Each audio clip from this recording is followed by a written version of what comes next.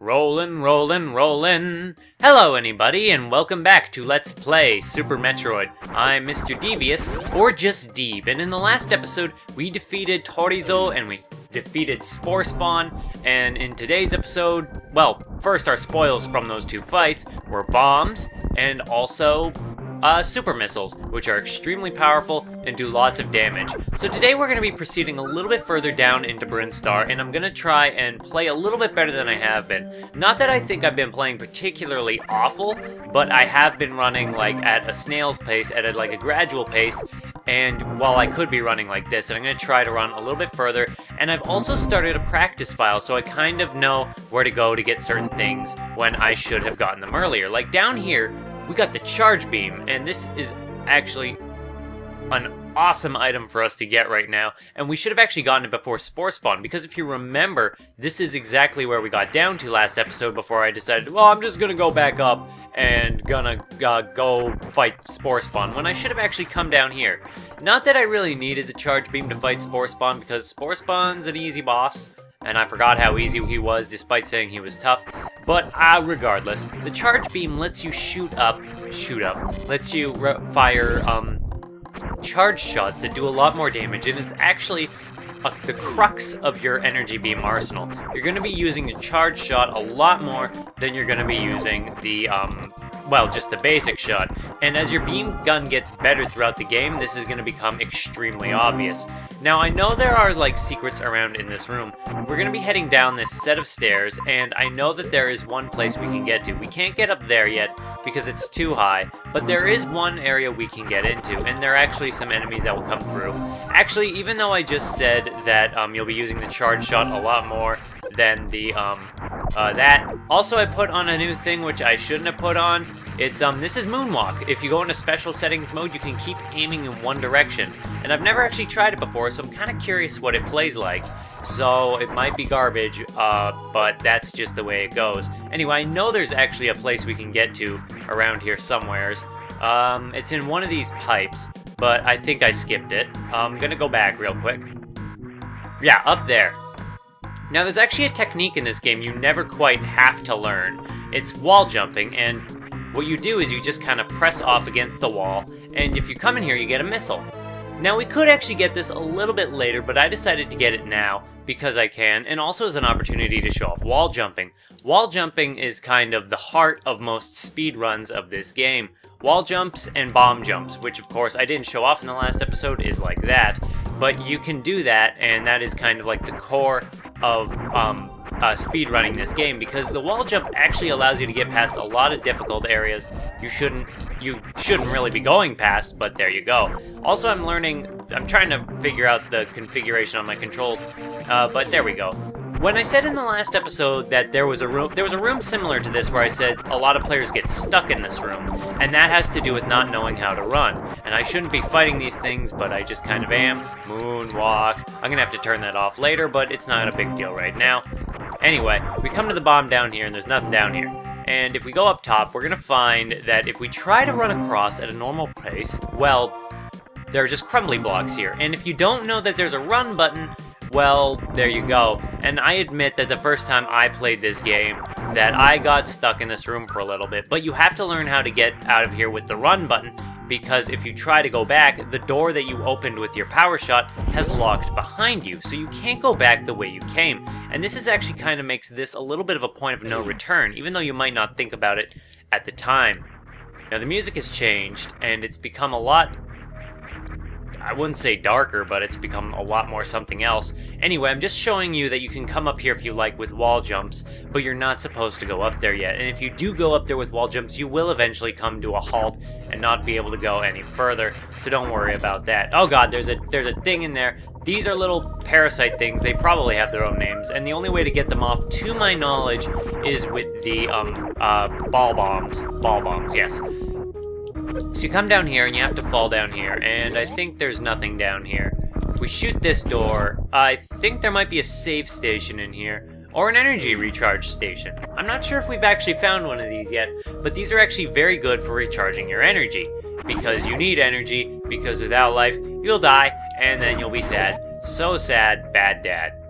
Anyway, this is actually the entrance to, kind of the entrance to a different area of the game, which is, also you can't jump very far in water. You're going to learn to hate water in this game. This is actually kind of the entrance to a different area of the game. This isn't so much as Brinstar as it is an intersection between two areas of the game that are a little bit similar. Now, I actually am going to be using the wall jump for something right here. There is an item we can get to come back later and get it, but what we're getting up here isn't really that far off the beaten path, and it's not that hard to get. And the reason I'm getting it now is because even though we could come back and get it when we have the power-up to get it later, that's like only 5 minutes from now, and it's not going to make that much of a difference. So I'm actually kind of sorry if I'm going back on the whole sequence breaking thing, but we can get this now and it's not that big of a deal. Shut up, stop calling me a cheater. This is the Spazzer, not Spazzer, that's offensive in the UK. Spazzer makes your shots go kind of in a wide, it goes into a spread shot, I guess is the simplest way of putting it, and this is an extremely useful power-up. Most of the power-ups in this game are, but this one definitely increases the range of your attacks, so you don't always have to be dead on. And in conjunction, one of the best, coolest parts about this game actually is how the power-ups stack up. So you can shoot a charged Spazzer that goes all the way across the field. Now, if we actually go into our menu and go to Samus, we can see these power-ups, and actually one of the curious things about this game is you can turn your power-ups off. I'm not sure why you would do this, aside from, say, a self-imposed challenge, but, well, play the game how you want, for sure. So anyway, we come down this way, and the background, the area, it goes from a lot more organic to, well, this tube kind of tells you everything you need to know, is that it's a lot more aquatic here, but there's nothing we can really do in this area quite yet. This is just kind of a preview, especially with this music. Anyway, the music here is a lot darker and spookier, and we're going to be going down. Why are we going to be going down? Because that's the way we go. And this will actually bring us deeper into the planet, into the next area of the game that we won't be able to go very far in, but you'll see why. So things are a lot more cavernous. They're not as organic as Brinstar, and we got these fiery looking enemies. And if we try to go here, through this door, you will find that it is extremely hot, and your health will drain rapidly, and you will probably die. Welcome, my friends, to Norfair. Norfair is the hot area of the game.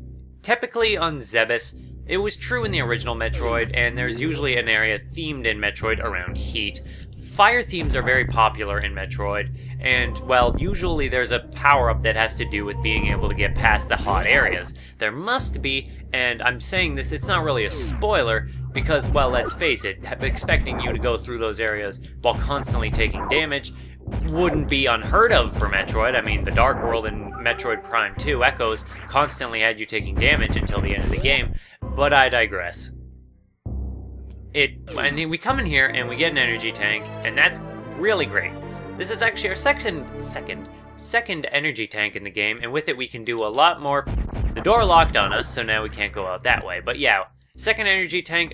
The energy tanks are of course the most valuable in the early game when you take more damage from things. So that door locked on us, so all we can do is come down this way and follow that fire thingy around, but we can't chase it up there. So our only choice is to go through this door, and if we go through this door, we're gonna get a new power-up. Another new power-up. We're gonna blast this thing open and get the high jump boots. Now Samus could already jump pretty high, but with this power-up, she can actually jump super high. Seriously, high jump boots are fantastic, and you should love them. And actually, this is the enemy you have to kill in order to get out of this area. I like how they kind of use that enemy to bait you in coming down here, because the door closes behind you when you come in, so you have no choice but to kind of chase it down here. And when you do, you aren't able to chase it all the way back up the way it goes, or get back to the door on the way out, so you have to go through that door and get the power-up. Metroid is generally very good about streamlining you towards power-ups. So, yeah, that's kind of a prime example of that. Prime. Anyway, if we try to go in here, you can try to explore the area if you want. I'm not going to save, because I do save a lot more. Even though I am a personal believer that you can never save enough, you try to come down this way, and there are these stupid things. Actually, this is kind of a good opportunity to show something off. If you charge your shot, and then you go into a ball, you'll lay a bunch of power bombs. Or not power bombs, just morph ball bombs. But I digress. That's a cool technique, although I never really use it because it doesn't seem to have a lot of practicality. But yeah, there was rubble over that way, and we can't really get through it until a little bit later. Yeah, Super Metroid is actually very notorious for having a ton of stuff that it never explicitly teaches or shows the player. Here we are in another hot area we can't go through, just showing that off, that you can't get through that place. Even in the green little switches, the green gates, you can only get through with a super missile, which we only have 5 of. So yeah, we're gonna go up here, and with our high jump boots, we can actually get out of here pretty quickly. But yes, Super Metroid is notorious for not teaching the player some of the most critical moves. Well, not the most critical moves. The wall jumping, you don't need wall jumping to beat the game. That is an entirely optional technique, as are a few others in the game which are central to sequence breaking. And I'll get into that more a little bit later, but it does feel as though they made this game around, with the intent that people would want to speedrun it and kind of sequence break around it. So we did all that, and now we're stuck, and we can't do anything really in this area. We come to a dead end, but wait, we look at the map again, and there's an area off to the right. What could this be, and what is that thing in that big square room to the far right? Well, if we bomb this wall, we'll see that it takes super missiles. So the game definitely does encourage you to use your map, because by this point in the game, this is the first real dead end, I feel. And if you try to go through this wall, then at that point you might look at your map and realize, oh, there's an area over here I can't get to. Of course, this is what we needed to get the high jump for, and why I didn't come over here right away. And what I'm ignoring, the big elephant in the room, is what the hell is this thing? Actually, I think this thing is kind of a callback to Metroid 1, and it was kind of a head that would appear in certain areas of the game, and it would mark certain areas of the game that would denote that that was a boss's lair. And it's kind of funny that I say that because, well, I think you can guess what we're gonna get to at the end of this path. So we shoot the wall, we go up here, and we still get well, I'm just gonna call what it is, the Meridian music, which is a very peaceful aquatic theme, because there was water over there earlier, and it does sound like a track we would get in a watery level. And, well, I would believe it. So we shoot the stuff over here, and I'm not sure we can get through here, although this is very suspicious, yes. These are very suspicious nooks and crannies. Always check for like little notches in the wall you can kind of slide into. And this area is very metallic and very suspicious. It does feel artificial, like this is some kind of base that's been set up. But I'm afraid we're actually going to explore more of this area in the next episode. I know this episode wasn't particularly long, but I'm striving for shorter episodes with this LP. I'm not sure if I mentioned that in the first couple episodes, but it rings just as true here. So if you want to see the rest of this base and more of this game, then I just hope to see you in the next one. Bye-bye!